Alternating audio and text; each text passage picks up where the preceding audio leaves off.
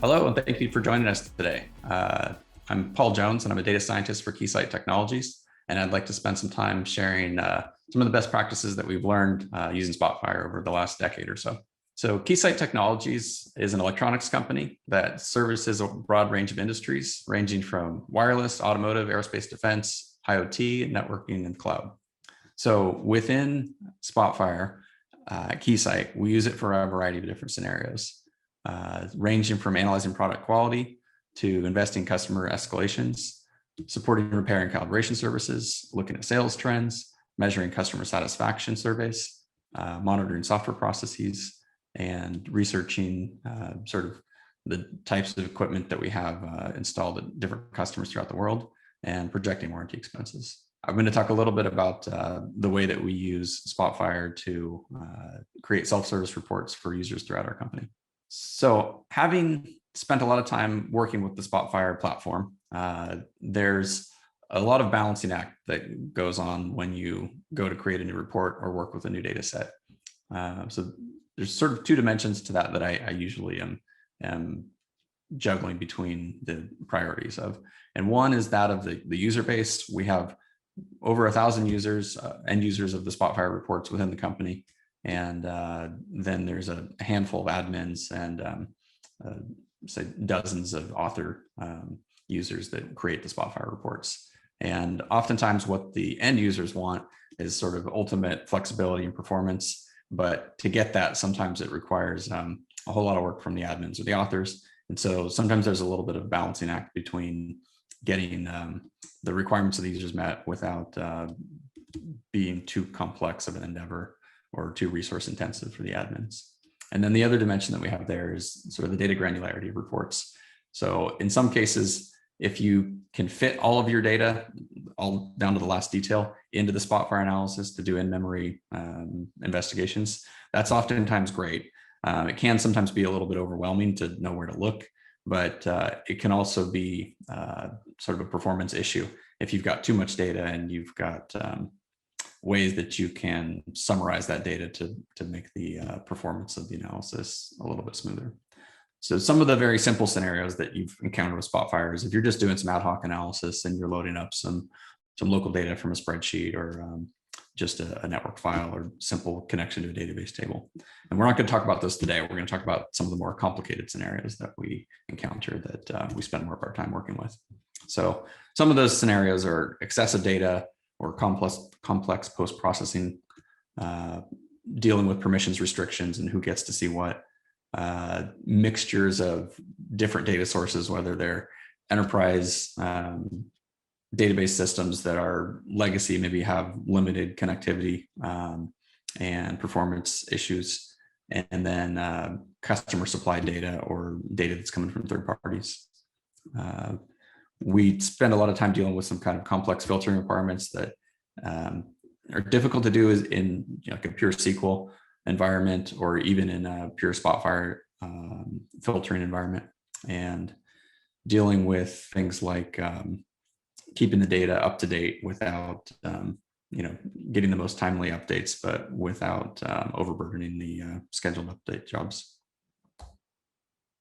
So let's start out talking a little bit about excessive data. So I've got a sort of a view of historical data, shipment data over the past several decades. And it's nice to have all this data. And if somebody asks you a random question about shipment data or orders, who did it go to, what date, what's the serial number, what options did it ship with, how much did it cost? All of those questions are contained somewhere within that data set. But we're talking about millions upon millions of rows. And even when you have it loaded in an optimized data source like Snowflake, we find that it still might take 22 minutes to load this up from the database.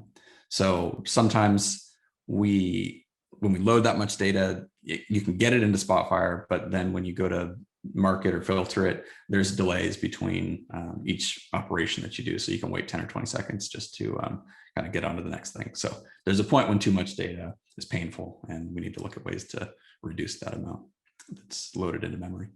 So another thing that comes along with this is sort of unwanted details. So sometimes you just have, it might be easiest just to get all the data without having to worry about exactly which of the 153 columns that you're looking at.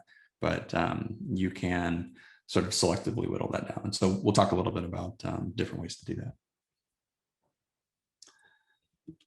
So one of the ways that you can limit the amount of data that comes into Spotfire is by using the information designer and information links. So what I've got here is a couple of examples where we're supplying parameter values from either the command line in red or the URL query string in blue to limit how much data gets pulled back from a given information link. So here I've got some examples where I have specified a date range, a list of specific product numbers, and a specific country region. And again, when we pull back a data set that size, it's very small, 300 rows loaded in 36 seconds. And that 36 seconds was mostly just sort of waiting for the database to connect and this application to start up, and the data transfer itself was minimal.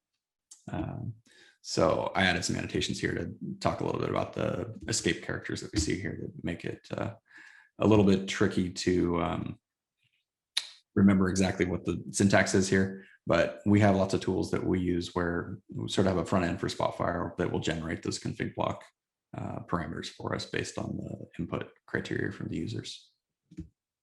At the bottom, there's a few different links that we can look at here to get into some of the details for what types of options you can specify as a configuration block when you start up Spotfire.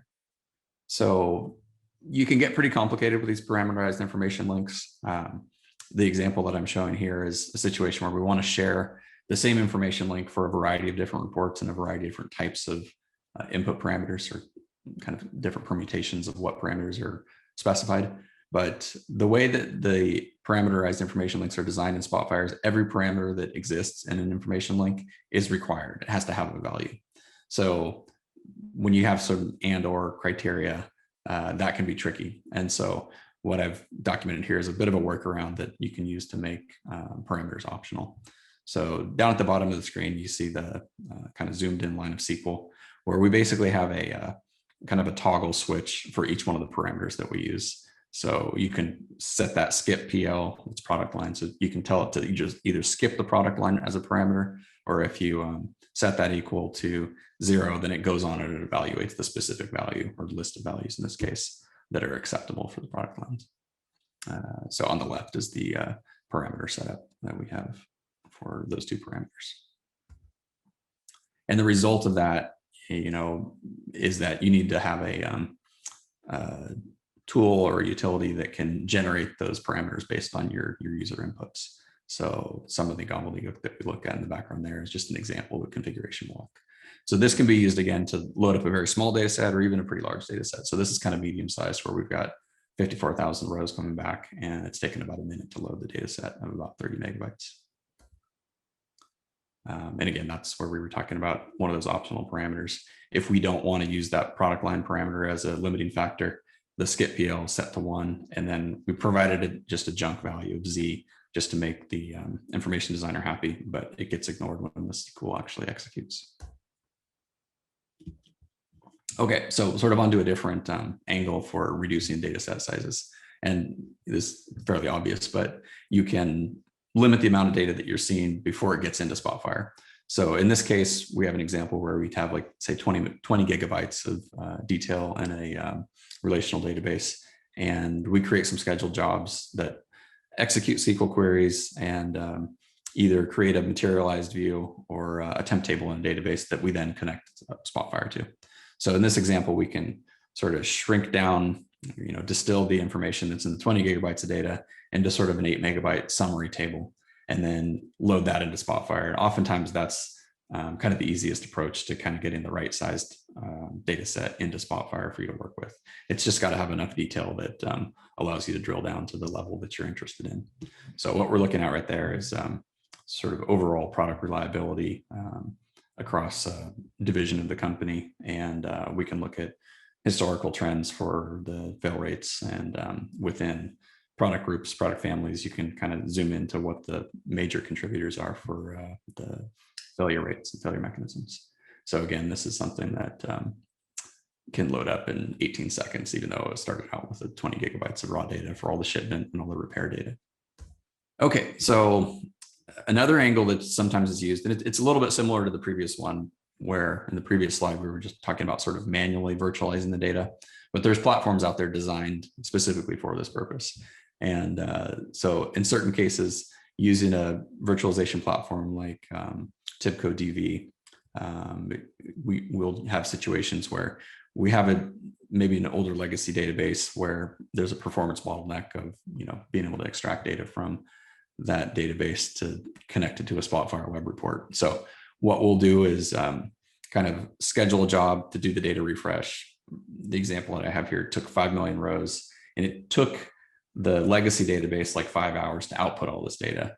But when we have Spotfire connect to the virtualized table, it's only taking 17 minutes to load up into the Spotfire Windows client for a 3.4 gigabyte data size. So that can take a lot of the performance burden off of the legacy database and make the user experience better.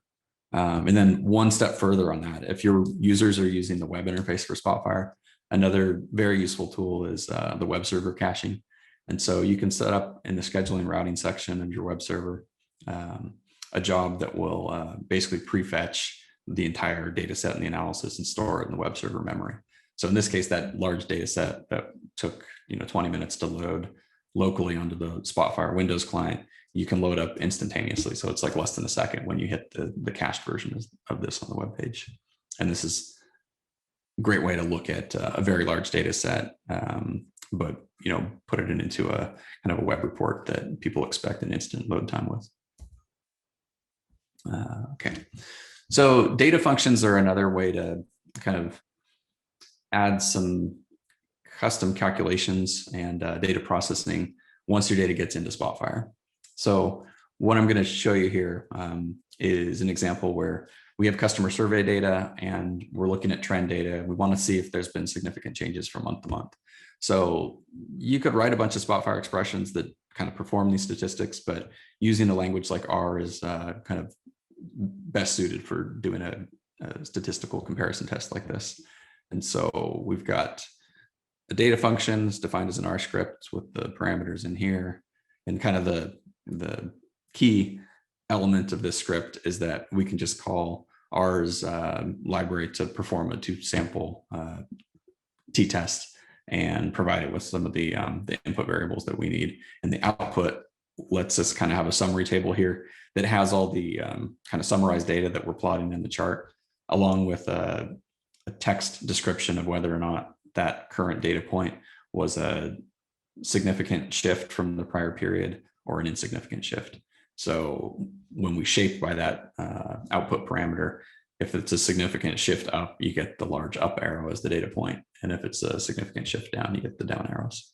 So that's just an easy way of making sure that, if you reduce this data set down and you filter it to only one region and you're only looking at a handful of survey samples, and it looks like there's a big jump from one period to the next, it'll highlight it with the arrow if it's kind of a statistically significant data set, so with a big enough sample size.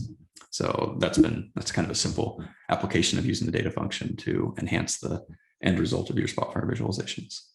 So automation services is another part of the Spotfire platform that can be very useful for running scheduled jobs, for doing things that are either very repetitive or take a long time to execute.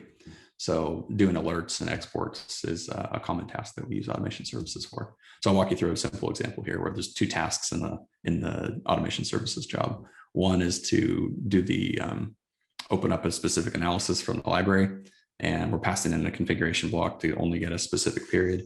And then we're going to export that the data table from that report into Spotfire binary data file so that it can be used later on in the process.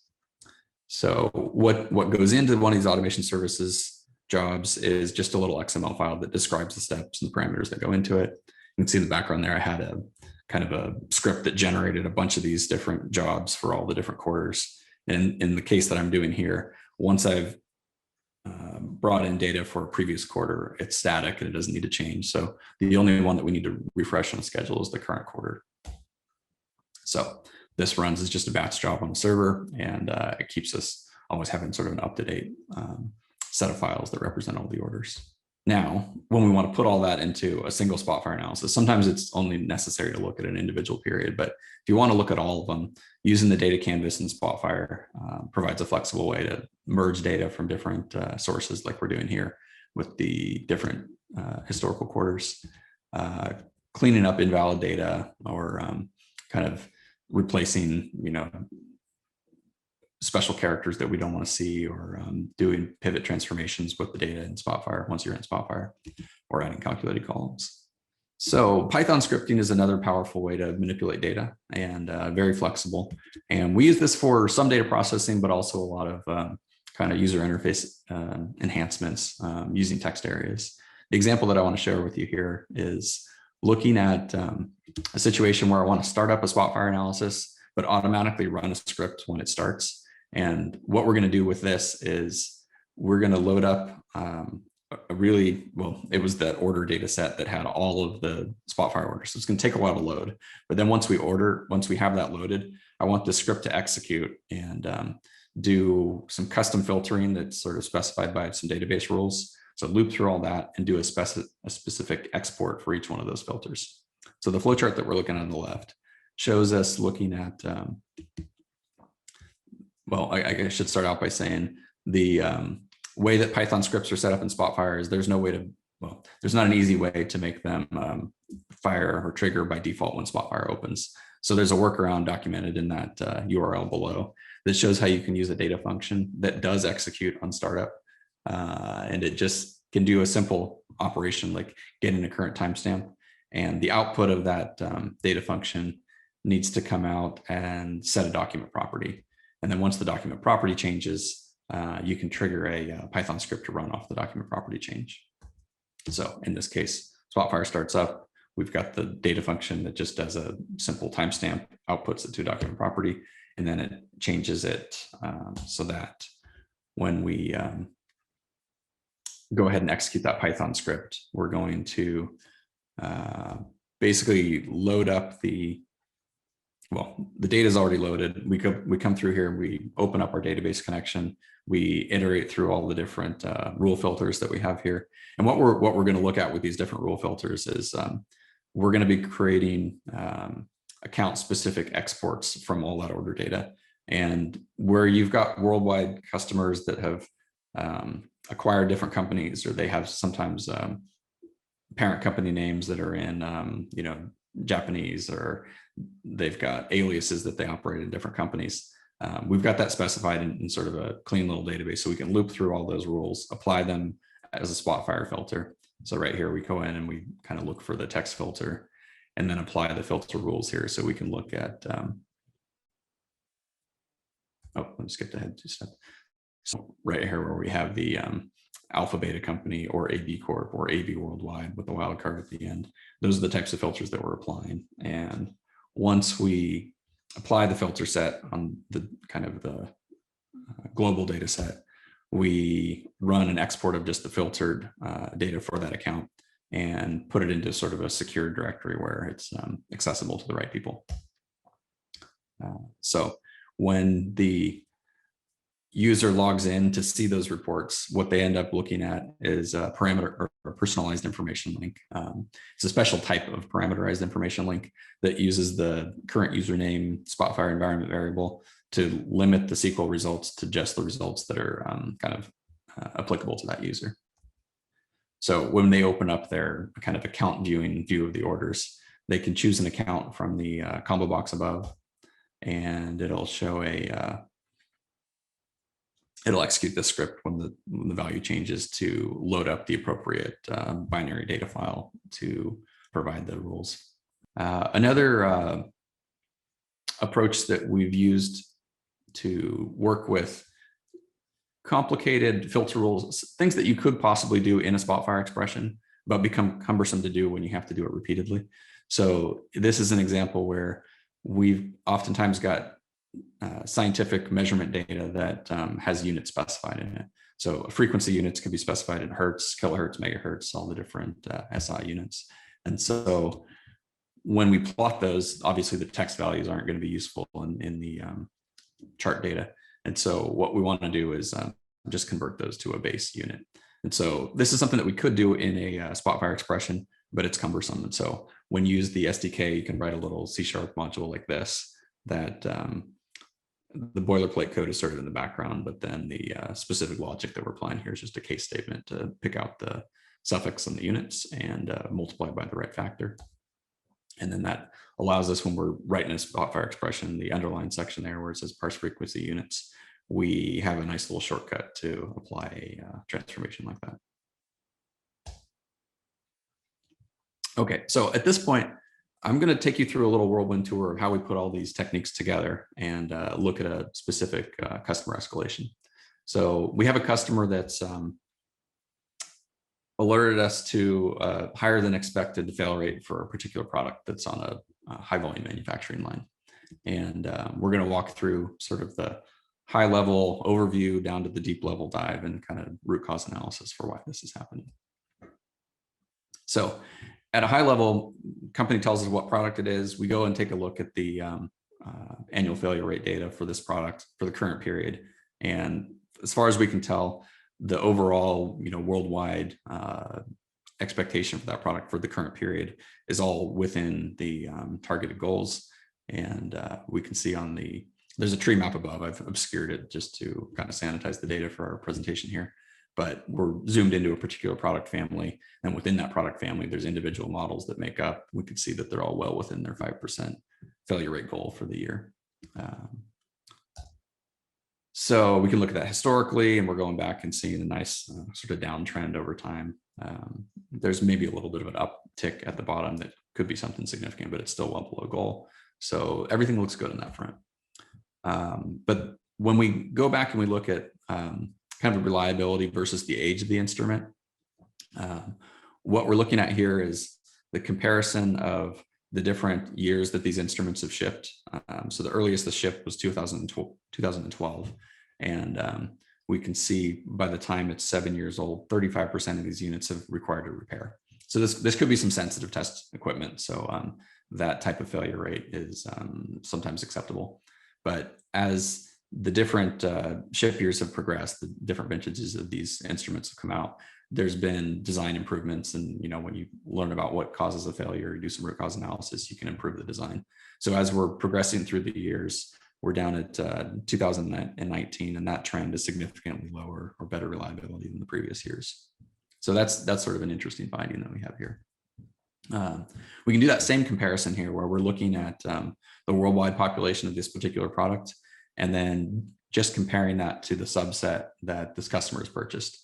And what we find here is it looks like it's kind of comparable for the first few years, but after about 3.5 years, the customer's units they have an increasing failure rate, and they're experiencing more repairs than what the typical customer is looking at.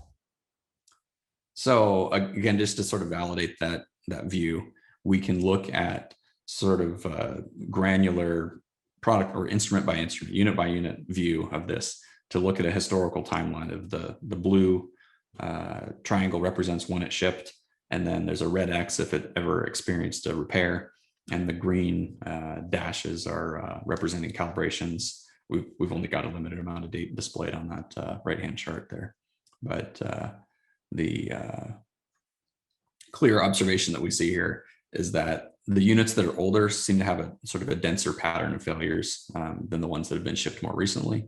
That sort of agrees with the observation that we had before in the previous slide. So one of the other variables that we were interested in analyzing was when the customer is using these in a high volume manufacturing line that's on, running 20 hours a day or so, they potentially are going to get worn out faster than the ones that are not. So we had a suspicion that this might have been the case. And so we reached out to our service centers and asked them to start collecting data on units that we see coming in from the field to see what the average kind of duty cycle is for how long this thing has been turned on since it originally shipped. So we go through the kind of discussion process of how do we collect this and where do we get the data, and we come up with a tool to do the data collection, and we start doing the measurements, and then we compare the specific customers' utilization data to the worldwide average, and we're looking at some box plots here for a couple different products. So the first set of red and blue is one product, and the blue represents the specific customer and the red represents everybody else. And so what we see here is that half of the customer units for product A are running more than 17 hours a day on average. And on product B, half the customer units were running 20 hours a day, versus a more kind of evenly distributed set of on-time hours for the average customer unit. And so we can see from this picture, the little confidence tests on the right-hand side, the bubbles not overlapping means that they are statistically significantly different in terms of runtime. So we can dive into some of the detailed parametric results where we're running these tests through diagnostics every time we calibrate the instrument or perform a repair. And we're looking at specific test points that have failed. So I just took a couple of examples of some failing units. We can look at sort of the whole battery of tests that gets executed against it and drill into the individual failures to see exactly what's failing, how it's failing. And when we look at that, we can see the blue line there is well within the test limits, even with the measurement uncertainty bars there. But then there's the orange that's got some marginal failures that are barely, where the measurement uncertainty is exceeding the spec limit. So that's sort of like the orange is a case where it is a close call. And then the red line there has some test points that are clearly outside of the test specification. And different customers have different requirements for kind of how precise they need their measurements to be and how confident they need to be. You know, if you're making a low-cost electronic device, maybe it's not that big of a deal if you have some units that are broken and need to be returned for repair or refund. But if you're doing, you know, satellites or aircraft, things that where human safety is involved, you might need to have more strict guidelines for what constitutes a passing instrument. And so when a customer makes a measurement, with any measurement tool, there's some amount of uncertainty. If you're using a ruler for, you know, to measure something, your eyeball can't quite tell, you know, whether it's 10 micrometers or 1 millimeter. So what we're looking at here is we expect a certain value here. And when we actually measure it, maybe it should be here, but we're going to say it's good enough as long as it's within this black spec limit. And the measured value comes up here. So that's good. But again, the measurement tools that are being used, if you just measure it over and over again, you might get a range of measurements within this range here. So each of these different points could be considered. Well, these first two they're definitely within the passing range, but the rest of these points here might be failing. And in this particular customer's case, they're using the most strict guidelines for what fails, and anything that is in this category is considered a failure. So when we look at the three factors that have kind of contributed to this customer escalation, we've got the fact that they've got some older instruments that have been shipping for the longest, say 2012. And we realized that as the designs have been improved over the years, the more recently manufactured units perform better. And because they have higher utilization than a typical customer, that's going to contribute to wearing out the instruments faster than what's observed in the worldwide basis, and why we didn't notice this as a reliability problem when looking at our worldwide population. And then the most rigorous compliance standards kind of contribute to the fact that it's even more challenging to meet the standards if things are just slightly off. So the solution that we came up with to make the customer happy and sort of appreciate the fact that we could get to root cause on this and understand the different factors that were leading to their higher repair costs was that we were able to do a trade-in program where we swapped out their older units and the ones that had the highest number of on-time hours for the newer units with improved reliability. And that led to a customer success story that the Spotfire analysis was a big part of. So the use of Spotfire in this application certainly configured or resulted in a customer success story once we were able to set them up with a solution and understand what was causing the original problems.